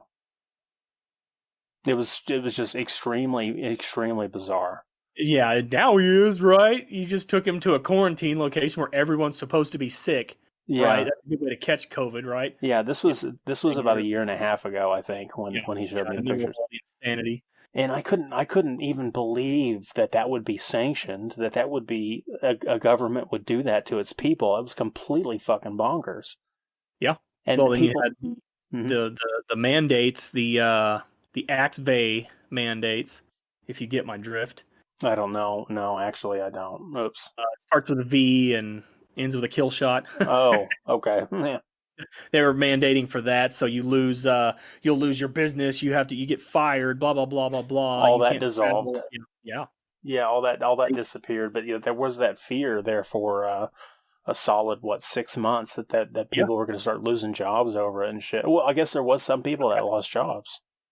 Yeah, they did, and it would have gone to the next step if it wasn't for a few key things. Remember, they were going to push the OSHA, which has no power to do this. They were going to push OSHA to start, tyrannizing jobs, different companies that weren't abiding by it, and putting the screws to the using OSHA as their bludgeon, to start making them fire people, and it's like, and then there are some court. There was a couple judges or whatever, some court rulings came down that basically pulled the rug out from under it. And then they just said, okay, fuck it. And they moved on. And they just, like, 1 week, you're about to get fired and be forced into a camp if you don't take this. And then, like, 2 weeks later, no one cares anymore, whatever. Get rid of the masks. I don't care. No, it doesn't have agenda written on it at all. Yeah. Only about health. Yeah, it was kind of funny how the mask came off, and pretty soon it was like no one gave a fuck. Yeah. I guess I don't know, man. I guess because the election was over. I don't know what it was. It was like the milestone had passed, and that wasn't the current problem anymore. Well, it was because they couldn't push it legally. It was because the judges undermined it. They didn't have the legal standing to to use it as a weapon against us. So it's like a gun that runs out of bullets. They just toss it on the ground and move on to the next.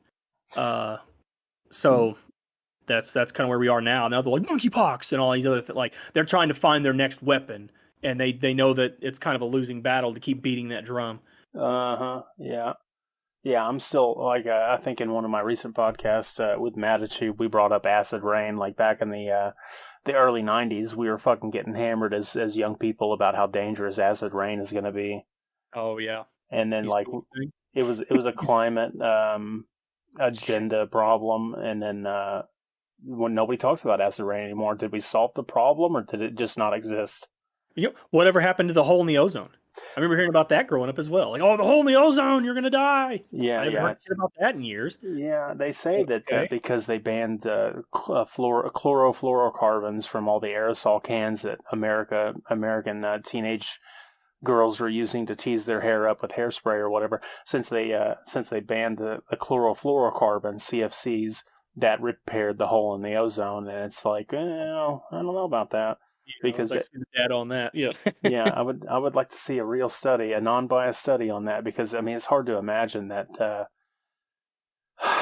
that they were pumping out enough of this one fucking chemical, that this one chemical was like kryptonite to the fucking ozone layer. I don't know, right. man. Yeah. Well, and I can tell you what some of their next things are going after. Climate change, like we're kind of talking about. They're going to start doing all kinds of stupid climate shit. Just to shut down our economy, take over more of different things. California has announced that they want to have 0 gasoline-powered cars by the year like 2035 or something like that. Nice. So you're not going to have a gas-powered car in the next 10 years or whatever. Yeah, good luck with that many people in there. Yeah, good fucking luck. And here's the great part, the electric car, just real quick. The electric car they want to replace it with, they don't have the electric infrastructure and the electricity to power the electric cars now. Yeah. They're going to replace all of these other cars and all of that without more infrastructure. And they just said before the weekend here, Labor Day weekend, they just said like, oh, by the way, try not to drive your electric car on the weekend because we won't be able to keep up with the power needs. The power demand. Yeah, we had a cold snap a year and a half ago or whatever it was, and it basically fucked everybody's bill up for the next 10 years. Yeah. Around here, because we're having to pay an extra like fucking $15 or $20 a month because OG&E didn't have enough power, and it was like blacking out and browning out. Like, dude, it really feels like our electric infrastructure is barely holding together, and because of probably corporate greed, I would imagine. Because if they were taking, if they're government intervention causing it, yes, maybe, yeah, but I mean, like they're doing as little as they can to maintain the infrastructure, to keep it on without getting in trouble, as far as lawsuits, better business practices, or whatever it is they got to do. They're skating the thin ice just to make as much profit as humanly fucking possible for these energy companies. And it seems like those words are more on the lips of the populace right now. I'm hearing that more often. Because, like, corporate greed, it feels like if they were just the CEOs and the fucking presidents and the whatever, if they just relinquish some of that extra money that's going straight into their pockets or whatever, and just turn it right back down into their company and into the employees' pockets, that the whole world would be a better place. But instead, they need not only a summer home and a winter home and a vacation home, but they also need now a springtime home, and you got to pay for that shit. Yeah. I don't know. Well, again, like I said, they're trying to destroy capitalism. They're trying to destroy free markets, and that's one of the ways of doing it. Is if you have all these powerful people and all these corporations, fascistically, if you want to use that as a word, working with the government to try to bleed the people dry. So what are they doing? They're building factories in countries like China, and we're losing jobs, and then they're sucking like a straw. They're sucking more and more money up to the top. All you need. Think about this: in a big corporation, all you need is about 10 people in each corporation up at the highest rungs doing stupid horse shit. to destroy the entire company. Sure. That's all you really need. That's true. And okay, well, let's get into Freemasons here. Freemasons tie right into the Illuminati. Every member of the Illuminati is a Freemason. Okay. Not every Freemason is in the Illuminati. They're not high enough rung. But every single member of the Illuminati is a 33rd degree or potentially above. I hear there might be more than that. Freemasons. Well, they have their little secret handshakes and back alley deals. What they do is you get one person into a corporation, he starts bringing in all his buddies. They're doing the same thing in governments. You get one person in a government, he starts assigning his cabinet. And over the course of a few decades, they have control of all of the corporations, all of the governments. And that's why you're seeing these mandates take hold. That's why you're seeing all this insanity. That's why you see this massive misuse of funds and taxpayer money, whether it be misuse of, look at the garbage they do at corporations, like, oh, let's go spend $10 million doing something retarded and then not give anyone bonuses or raises. Mm-hmm. There's a reason for that. They're trying to destroy your view on free markets, on capitalism, and they're trying to destroy the economy in general and impoverish the people. Because again, the ultimate goal here is a one world government, communistic government, controlled by a few people at the top who are all Freemasons, members of the Illuminati. So the idea is they're all working together in this little group. They're like this little buddy group trying to covertly sneak in and take over the world for the last couple hundred years. And yeah, it's pretty stupid. But that's why you're seeing all the corporations doing this. So there is greed, but why is the greed? There can be some greedy people, but you don't see every single corporation all do the exact same stupid things while watching the corporation crumble and degrade all at the same time for no reason. Okay, so I'll go to that, and a lot of people are going to say, well, that's stupid. You know, and anyone that's a Freemason at the lower levels, they're not going to know anything about this. You know, your local Freemason lodge or whatever, they're not probably know shit about it. You probably don't know anything about anything they're doing until you get up to like at least around, you know, the 30th degree Freemason. I mean, it's only the highest rungs, but they're using it as a front. So these people will actually meet in churches sometimes and all this, and they'll do food drives and all this. They put these people in front as a shield and say, look, this is what we are. If anyone says anything, it's kind of like BLM. Same fucking tactic. They are greedy Marxists. They've even said that they're Marxists. They want to destroy the nuclear family. They want to destroy capitalism. That was the mission of their whole thing. And what do? So they put normal black people on the streets out there holding signs saying, I matter. They use them as a shield so that they can do their horse shit and you can't say anything about it. And you can go into all kinds of different things. They use the same tactics over and over and over and over in all these different scenarios. And they put someone innocent out in front of you. They say, you can't say anything bad against us, or you're racist, or you're sexist, or you're this, or you're that, or you're blah, blah, blah. And then they proceed to do the stupidest, craziest shit you can imagine, and you can't do anything to stop it, or you're racist. I mean, it's like, that's our whole, it's infiltration and psychological warfare. You know, it's a lot of craziness. Can you tell me more about Freemasons, like maybe at the lower levels or whatever? Because in my mind, I want you to correct me, but in my mind, I just think of it like one, they're like druids or whatever. They're like torches, like in a dark cave. Okay. So, but they have like this old dusty tome that they've got, you know, open, and then they read some secret words in Latin or whatever, and then they all have a fine whiskey and a cigar, and then they talk about how shitty women are or whatever, you know what I mean? Like, it's like a gentleman's club, basically. It's like a club where dudes can just be dudes or some shit. How wrong am I about that? You know, I don't know all the little details, but I mean, on the lower rungs, your average person, it's just a club where people go and hang out the same you would in like Boy Scouts or whatever the hell. I don't know, you know, maybe you do something, but it's just a little club, right? But the problem is the people up at the top. So that's really, I'm not worried about a third degree Freemason. They probably don't know shit about anything, and it's just a cool thing. Like, yeah, Freemasons have been around for 100 years. I'm part of the group now. You know, I'm in the in crowd. You know, that's probably as far as they know. And then sometimes they actually do some good stuff where they do food drives or whatever. Again, just a front. It's like a front where they sell drugs out of a hair salon or whatever. You know, you have to actually cut some hair sometimes, or else it looks kind of funny. Yeah, yeah. But yeah, at the top levels, they worship Lucifer. I think I talked about that Oh, last time with Albert Pike. He was talking about 1871, August of 1871. Was talking about how he needed 3 world wars to have a one world government. You know, and at the end of it, after the Third World War, we'd be able to bring out the pure doctrine of Lucifer, brought finally out into the public.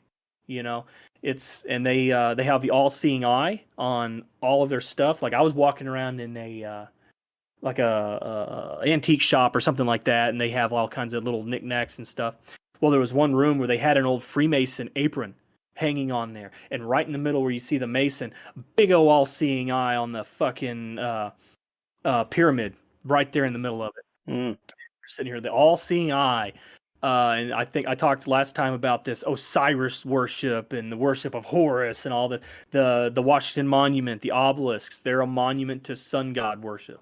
You know, and the all-seeing eye that's on the back of our $1 bill. Who prints our $1 bill? The Fed, the central government. Who owns the Fed? The fucking bankers out of the city of London. And they have the all-seeing eye on the back of your $1 bill.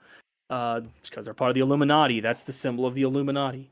So it's pretty ridiculous. But a lot of people are like, no, that's stupid. That's stupid. Okay, great. Well, let's see what happens here. Because I'm telling you right now, there's places in Europe, they've been burning down Freemason lodges recently. So I guess the cat's out of the bag, and people are like, fuck this shit, and they're burning down Freemason lodges. And it's, again, you're probably attacking the wrong person. You're probably attacking a bunch of people that don't know anything about it. But, you know, I think the cat's getting out of the bag. But even then, you go back into history, the Freemasons, I think when they started I think it was like the Free and Working Masons, I think that was infiltrated and taken over by the Jesuit order, which that's a whole, you get off into that whole other thing. But anymore, fast forward to now, what are the Freemasons now? They're a covert shadow government that's infiltrating all the businesses and governments around the world and trying to take over the planet and bring about a one world Luciferian government. That's a communistic style government. And that's, Wow. So that's where they're at. Where would, so in communism, where does the communist government get all the money? Like if everybody's poor and a lot of people are starving to death and impoverished, where those people obviously are not wealthy enough to pay in a lot of good tax dollars, high amount of tax dollars or whatever. Where does it impoverish them enough? Yeah. Where does it how does that government continue to fund its own endeavors? They have to take it from someone else. Okay. So, how does that economy work? Because I'm beginning to understand how it works in capitalist America. The government, which is ever growing and getting bigger and bigger and inflating with more and more bodies that are occupying newly created positions by their friends and family. 1,000 IRS agents. Yeah, that are working up in the government. I mean, there's career politicians and shit, which shouldn't be a fucking thing. And these people are completely 100% funded, the American government. As far as I know, they don't raid a country and steal all their gold. You know what I mean? So it's all 100% funded by the taxpayers' dollars that gets paid in. So in a communist nation, how does the communist government hold itself up? So essentially, it starts out with the taxation. So America, the way we're run now, that's why it's kind of it's hard to compare what America is to what it's supposed to be. Okay. What the government has become, what people become to know of as the corporatism in America over the last 30, 40 years is not, that's not free markets. That's not capitalism. That's leaning towards the communist. That's the communists trying to make it communist. So they're growing the government, making it more powerful, taking more tax money, putting more people in their ranks. That's the communism taking over. So what they do is they run that until they have enough power and they've done enough things and impoverished enough people that there's not enough money. You can't squeeze the blood from the stone anymore. And that's when you have to take it from somewhere else. So in some countries, they would go out and invade. Maybe you start a war and go and take resources from another country. And what China's doing right now, infiltration of some kind, stealing military secrets and spying and blah, blah, blah. But look what they're doing. They're basically taking all of the tax money of their people. They're trying to get blood from a stone from the Chinese people. Excuse me. And they're taking all this money. They're not putting it back into their people. What are they doing? They're going out and bribing politicians all over the world. South America, North America, Europe. So they're buying influence into politics in every country in the world. And they're also setting up mines in South Africa, or not like necessarily the country of South Africa, but in Southern Africa. They fomented wars between black and white people, like in South Africa, saying like white people, oh, they shouldn't be here. We need to give all this land back to the black people and all this. So all the black people start a revolution and all the white people are getting murdered and kicked out. And then do the black people get the land? No. Who gets it? The Chinese Communist Party. And you have diamond mines and you have all kinds of, fertile farmland and different things in that area. So they foment problems, cause a crisis, and then they move in. Same kind of structure like I was talking about earlier. They move in and then they take control of it. So the same thing they want to do to America. They're buying off all our politicians and all of, in Hollywood and our media, and they're all this stuff that's happening to foment problems so they can roll in and take all of our resources in the next few decades, right? They can roll up tanks on the ground and this is our land now, but that way they don't have to fight for it. So that's essentially, once you run out of the money, that's where communism has to get it. They have to figure out a way, or economic warfare, where they've been taking all of our jobs for the last how many years. So they influence these companies, and they buy off, influence these companies, and they also try to make it too expensive to work here. They try to raise the cost of living so much that the company can't sustain itself in that economy. And then they say, okay, come over here and build it here with our slave labor, and then we can sell them the products back to them. Okay? Mm-hmm. So that's what they do. So they're undercutting all of our jobs, and it's not because, well, they just offer the product for cheaper. They have slave labor. And like the whole thing on the left, they make it sound so wonderful. Like, oh, we need to increase minimum wage. Okay, that sounds great. Okay. The problem is what they're actually doing. They don't give a fuck about your quality of life or living. They want to raise the cost of labor in America so much that companies can't afford to pay for the labor. Now that you're having to pay for all the health insurance, you have, like, remember Obamacare, you have to have health insurance. We're going to fine you. So you have to have health insurance and pay for that. Well, the company has to offer so much or pay for so much. And then we raise all of the rates of the minimum wage. So you have people that have been working there for a week making as much as people that have been there for 5 years. So you're raising labor costs and all these things through the roof as high as you can, to where a company can't afford to sustain itself. The energy costs go up, all these things. The company cannot sustain itself in that economy. So then you come over to China with their slave labor, or almost nothing labor, pennies to the dollar, and then you make the shit over there and sell it back to America. They've been running that grift on us for like 50 years.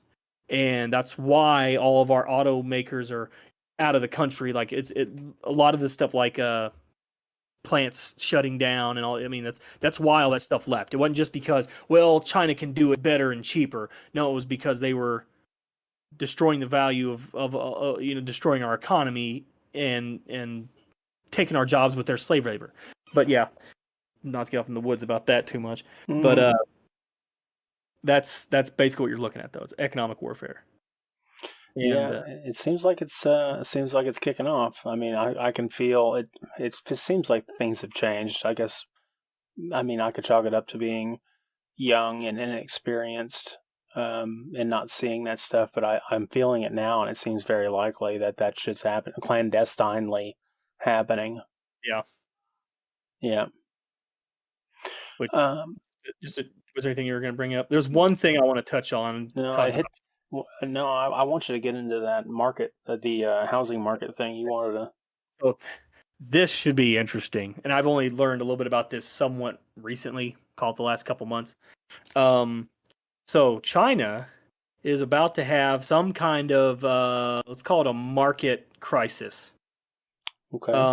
With real estate. And if you remember, our housing bubble burst in 2008 with the housing bubble that was ballooned up and it popped and our economy fell through. We had the Great Recession. Well, what's about to happen in China, they're saying is the Great Recession times 100. So that'll be interesting to see. So, and again, this is, how do I lay this out? There were real estate, call it real estate companies, building real estate, selling stuff like that, that were going around. They would purchase land or whatever. The idea was to purchase land and you sell it to someone who wants to have a house built, and they take that money and they build the house, right? So it's kind of a weird, like you're selling them the idea, taking their money, building the house, and develop like a developer. And they were doing these weird practices though. What they were doing was they were taking people's money so they could develop neighborhoods and different districts and all that. And instead of actually building the stuff, they were taking that money to go buy other land or do other leases and try to get more people in and take money from them. So, you know what I'm saying? So they come over here and they say, okay, we're going to take this money. Now we're going to get this land and sell it to those people and then get those people's money and buy the land from those people and then sell it to them. And they were just daisy chaining this all together. Mm-hmm. And I guess that works if you tie the daisy chain back around and tie it off. And you borrow, you know, where they borrow from Peter to pay Paul or whatever. Mm-hmm. And they were running this, and it was like the top 7 or 8 like real estate or developer companies. One was called Evergrande, probably the major one. And they were running this whole thing for a while. And it got to the point where they had problems, and I guess they ran out of money. So now none of them have the money to build the actual houses and developments that they've sold to people. But these people took out loans from the bank. So the people, their loans are coming due. So now they have to pay. The idea is they're supposed to pay this bank back, but they don't have the product in order to pay for. So now they're still living in their other house and they're paying the loan on this new house that's not built or anywhere near it.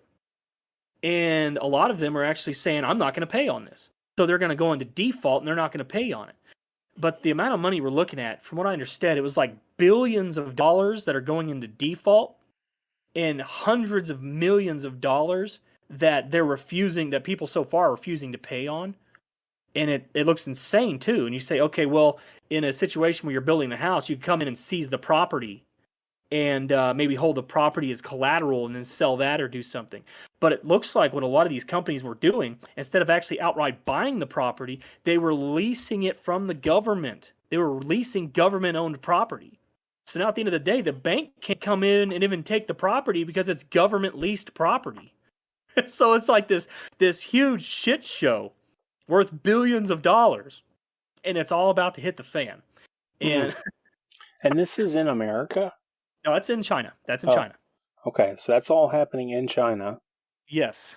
Oh. And there's been weird bank runs, and banks have been shutting down, like they haven't been letting people withdraw money, and there's protests, and it's boiling up to something crazy.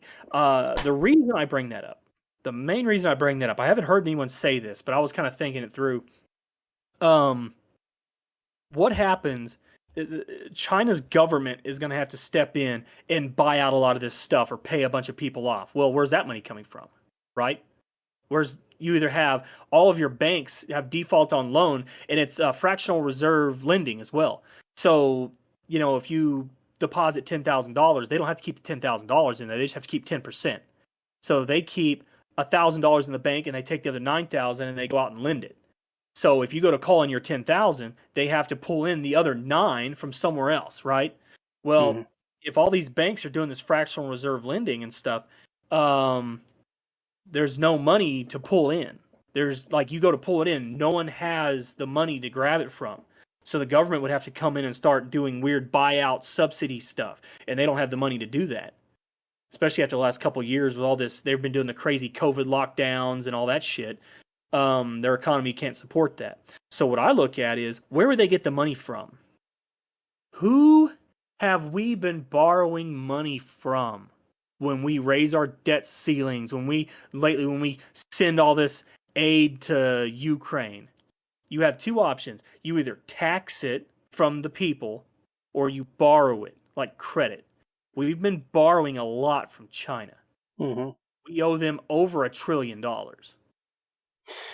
think it was like 1.1 trillion or something like that. We owe them a lot of money. And if they're going to have an economic collapse 100 times worse than our 2008 bubble burst, you can bet your ass they're going to call in our $1 trillion worth of loans. So what happens to our economy?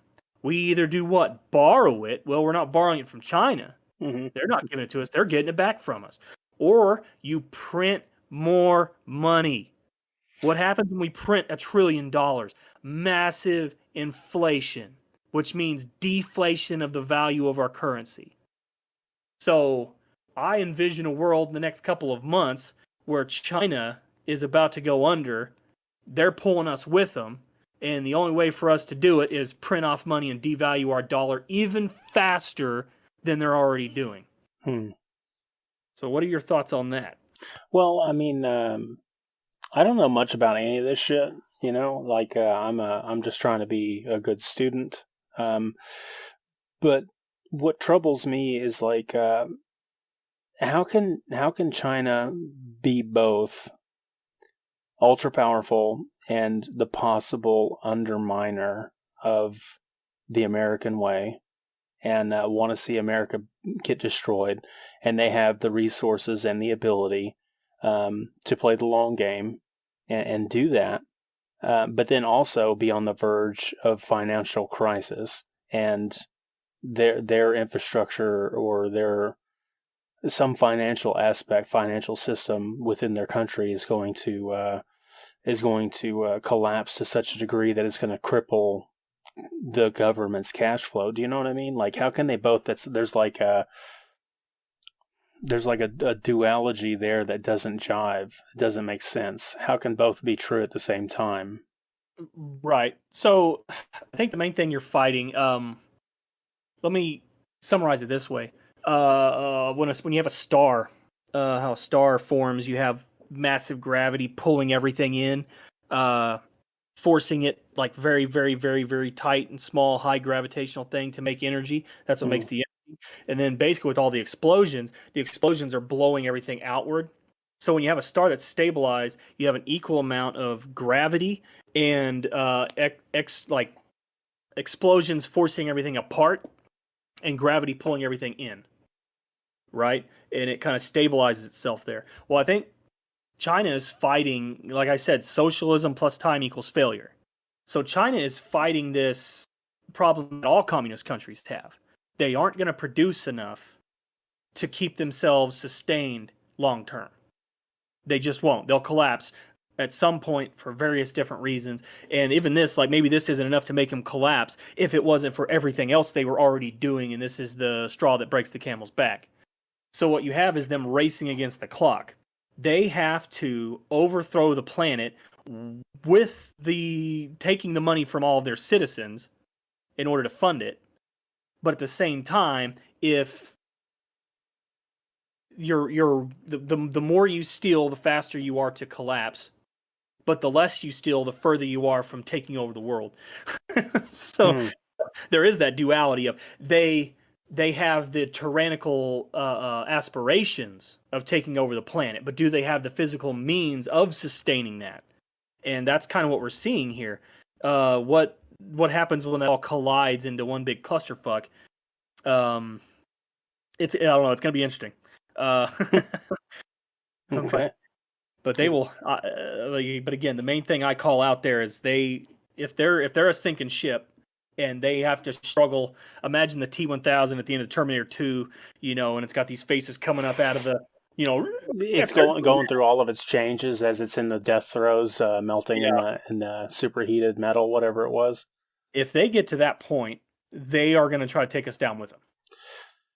Whether that be economically, calling in all of our loans and massive inflation, whether it be some kind of war or what's going on with, like, why do they want Taiwan? Taiwan sells like a majority of the world's chips, right? All these different things. So if you control the flow of chips, you're controlling technology. Well, maybe we can't make all these fancy cars we have anymore and airplanes and all that stuff if we can't get chips from Taiwan.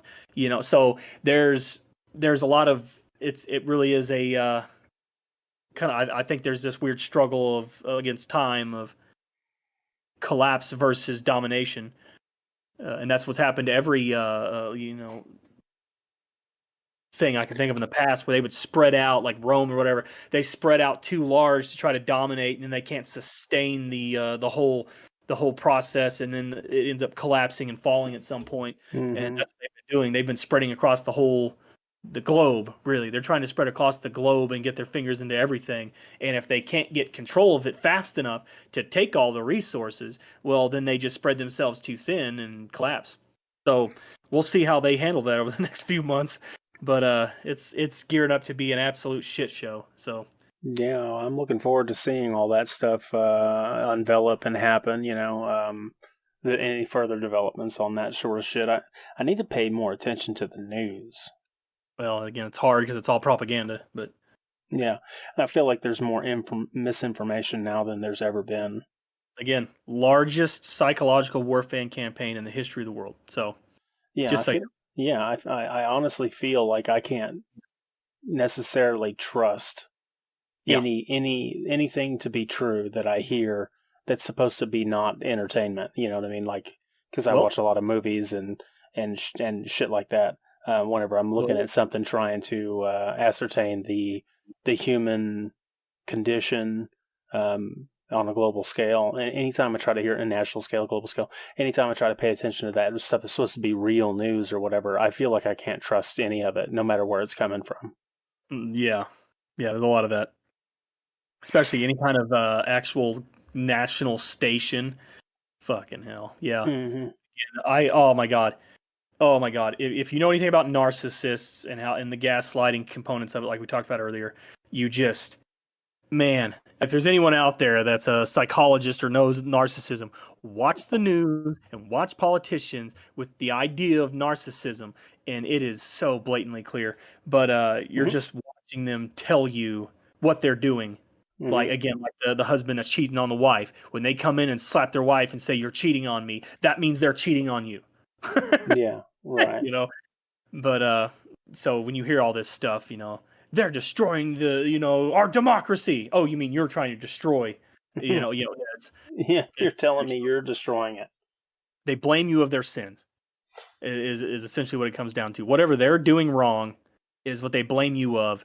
And then they strike up this whole campaign and make you out to be the dirty villain when they're the ones doing it. And they try to tell everyone, look, it's on fire. They did it. And it's like, no, you did it. Yeah, it's pretty ridiculous. Wild. Oh, man. Holy shit. Is there anything? I mean, that's a pretty decent amount of time. Is there anything else you really want to cover? Or that pretty much? I feel like my brain is full. Okay. Yeah, I got plenty else where that came from. Yeah, well, cool. Yeah, Redline, I really appreciate you taking the time out of your day to talk to me today and give me some more stuff to think about. And I can go back and listen to this again because I'm sure there's a whole lot for me to pick up out of it. I mean, it's fuck, man. The shit that you pay attention to and that you're able to pick up on is like you're paying attention to different stuff than I'm not, and I appreciate you showcasing some of that stuff to me, man. All right, and again, if there's anyone out there that thinks it's all full of shit, look into it. There's alt media is blowing up right now. Rumble, BitChute, Odyssey, I don't know, anything alternative than TikTok and Instagram, anything that's not a massive Silicon Valley corporation or, New York or LA based news station. Or what you see on the TV. Yeah. The Tell A Vision, right? Yeah. There's a lot of good information. There's a lot of bad information. That's what takes so long is you have to sift through, like, especially like if you ever go into BitChute BITCHUT something. But if you go on there, it's like all out warfare, right? Everything you hear is either 100% true or 100% false. It's a minefield. It's either the biggest propaganda campaign you've ever heard or the absolute truth. There's like no in between. It's hard to tell like which one's which. I don't know. Interesting. But they don't sugarcoat anything. Whatever it is, they go for it on there. It's 100% full steam on that one. So you're either going to go down a rabbit hole of deception or you're going to find out like some true stuff, and you start to know the true stuff because there's people that actually back it up with government documents and all these different, there's a lot of really good like investigative journalism and documentaries that go into following the money and connections between different people and all these different organizations that they do an amazing job on. You've never heard of them before. And then there's other stuff where it's just flat earth lizard people, That's a big one. Yeah. But so it's a minefield. But if you want to get away from Fox and CNN, you can go to these places, and I'm the kind, at least hear the argument. So many people, it's like, oh, that's not exactly what I thought it was, so I'm going to turn it off and I don't want to hear anymore. And it's like, okay, great. So you're never going to learn anything different than what they're telling you, which is by the communist takeover regime. Okay. So you have to be able to listen to all of it. Maybe half of it's bullshit, and you got to be able to sit back and look through your notes. Okay, this is bullshit because of this. This is bullshit because of that. This looks really true. I need to look into that more. It's a lot of sifting, but it takes time. But it's like hear something different than what Fox or CNN's telling you. Holy shit, here's something different than that. Okay. Because listen to the stuff I'm talking about. Like, you don't hear about this on every day, like, come on. This is not the everyday news, and it's not everyday politics. This is what's happening behind the politics, and it's it gets pretty interesting. That's wild. Yeah, man. I'll look up BitChute and I'll take a look at some of that stuff. I encourage other people to do the same thing, man. Do your own research, chase what you're interested in, see if it makes sense, but don't get yourself so worked up about it that you upend your whole personal life, right? Thinking that you're gonna be able to fight fight against a bigger evil that doesn't actually exist. Right. That can be pretty dangerous personally, I think, if some people get too, they don't have a cause, and then they find one and it's just a rabbit hole. So. Yeah, stay away from flat Earth lizard people. Yeah, the flat Earth lizard people. They'll get you. All right. Well, I'm going to go ahead and shut it down here. So appreciate your Redline. Thank you again. Please, listeners, viewers, if you guys like this sort of stuff, give me a thumbs up. If you dislike it, hit the thumbs down button. Let me know how you feel with a comment down below about any of this stuff. Correct us if we're wrong. Elaborate on some of the stuff that we talked about or whatever, tickles your goat or whatever the fuck the kids say on the streets these days. I'm Protodead. Subscribe for future shits. Share this stuff with a friend, and I'll catch you on the flip-flop. All right. Cool.